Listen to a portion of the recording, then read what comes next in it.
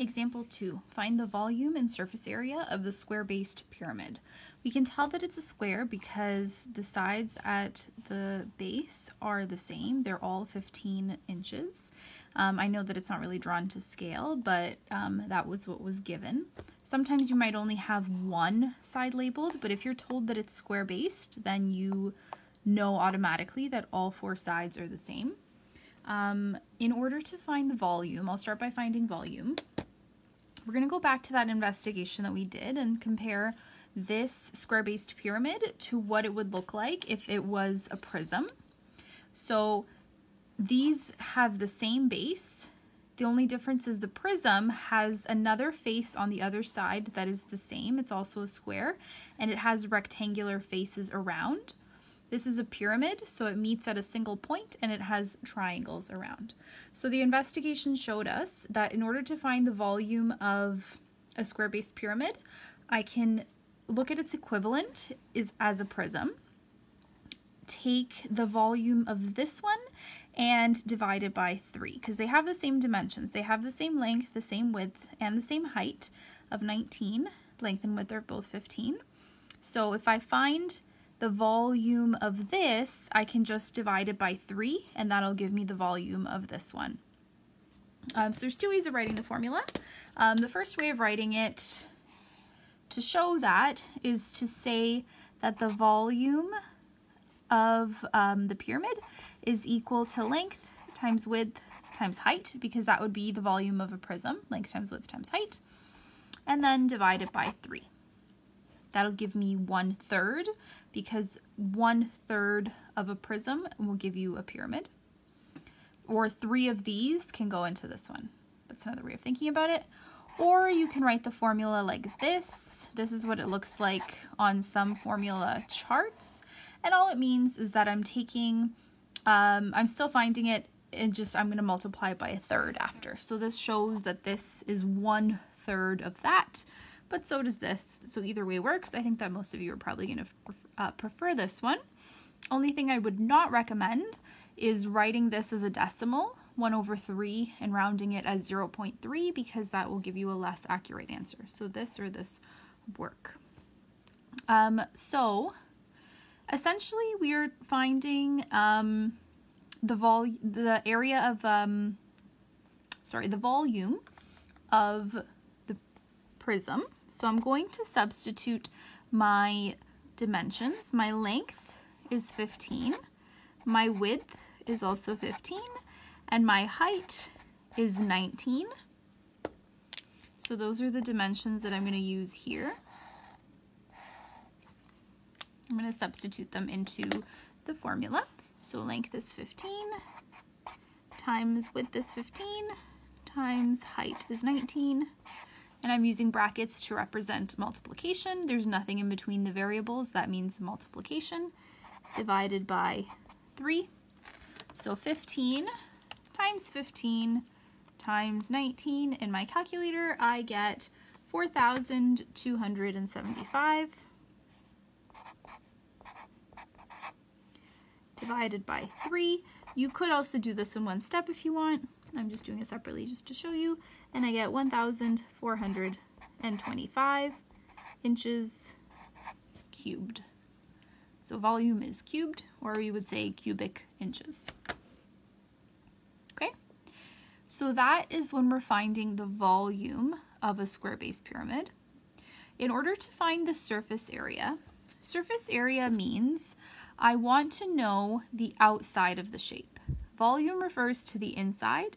Surface area is the outside. So if I look at the different faces that I have a triangle here, another triangle, and 2 more on the other side. So 4 triangles in total, and a square on the bottom. So I want to find the area of all of those shapes, the 4 triangles and the square, and add together all of those faces. That gives me the surface area.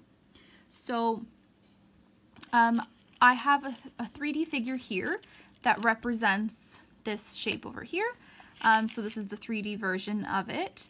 In order to find the surface area, I recommend drawing the net of this 3D figure. So if you remember from last year, the net is as though you take the shape and then you unfold it. That gives you the net. So it's like the shape unfolded. So I recommend drawing that out first and then finding the surface area using this net. So I'm going to label the net using the dimensions from the 3D version of the figure. So this square here has side lengths of 15. So 15 inches, 15, 15, and 15. For the height, so I know that I need to find the area of the square. I will also need to find the area of the triangles. To find the area of a triangle, our formula is base times height. And this is the height that it's referring to. Here's the problem.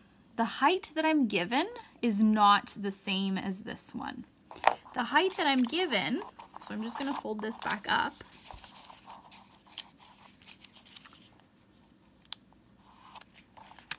So if this was folded,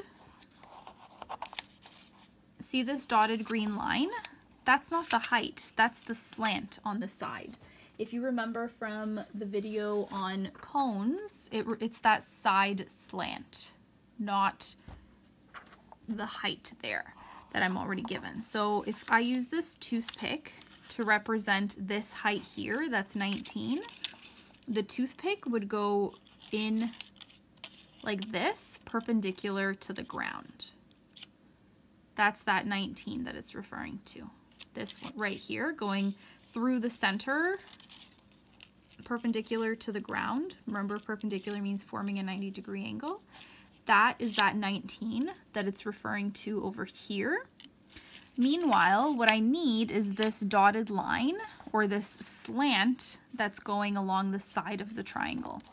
So in order to find that, we're going to need to go back to some previous skills, specifically how to find the missing side of a triangle when it is a right triangle. And what I'm referring to is Pythagorean theorem, because you will notice if I take this line right here, that's what I have. I need this slant over here. And I also have this dimension on this side. So I know that this is 19. I know that this is in the middle, so it's half of 15, so that's 7.5. And I don't know the slant here. Pythagorean theorem will help us find it. This is a 90-degree angle, so it is a right angle triangle. And Pythagorean theorem tells us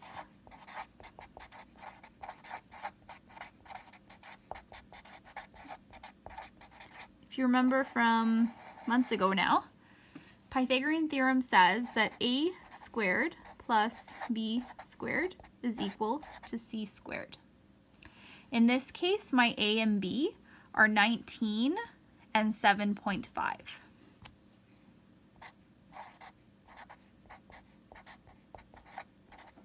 And my c squared is that slant that I'm trying to find for my net. So I'm going to put that in the calculator. 19 squared is equal to 361. 7.5 squared is equal to 56.25 is equal to c squared. I'm going to add those two together. So BEDMAS, I did exponents first, then I'm doing addition, and I get 417.25 is equal to c squared. To find c, I do the opposite operation. So the opposite of squaring something is taking the square root. So c is going to be the square root of 417.25. And I get 20.4. So I'm just going to round to 20. Actually, no, I'm going to round to 20.4 to get a more accurate answer. Okay, so that means that this slant right here on the outside of the shape, that's what I just found. This slant on the outside, I used the height and this distance right here. That's all connected.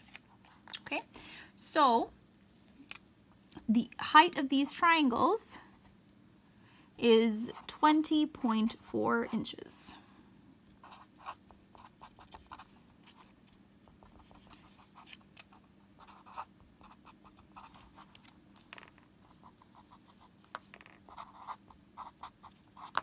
Okay, so now that I have everything labeled, I can go ahead and find the area of each of these shapes and then put them together for the surface area. I'm going to start off by finding the area of this square. So the area of the square, so that refers to this gold section right here. So the area of that is going to be length times width. You can also write side squared. And my length is 15. My width is 15. So that's why you could also just write it like this, because it's the same. And 15 squared gives me 225. So that is going to be the area of the square part. And my unit is inches squared. Now for the triangles, they all have the same base and the same height, which means I don't need to do the calculations for all 4 of them. I can just find the area of one and then multiply it by 4. So that's what I'm going to do. I'm going to find the area of one triangle. And the formula for that is base times height divided by 2. So just one of them. My base is 15 and my height is 20.4. Divided by 2. I'm going to put that in the calculator. So 15 times 20.4 gives me 306, divided by 2 gives me 153 inches squared. So now I have my area of this, I have the area of the square at the bottom. I have the area of each of the triangles around. So for my surface area, I'm going to put all that together. I'm going to take the area of the rectangle and I'm going to add 4 triangles because there's 4 of them. So 4 times the area of a triangle. So this area was 225 plus 4 times 153. BEDMAS says I need to do multiplication first.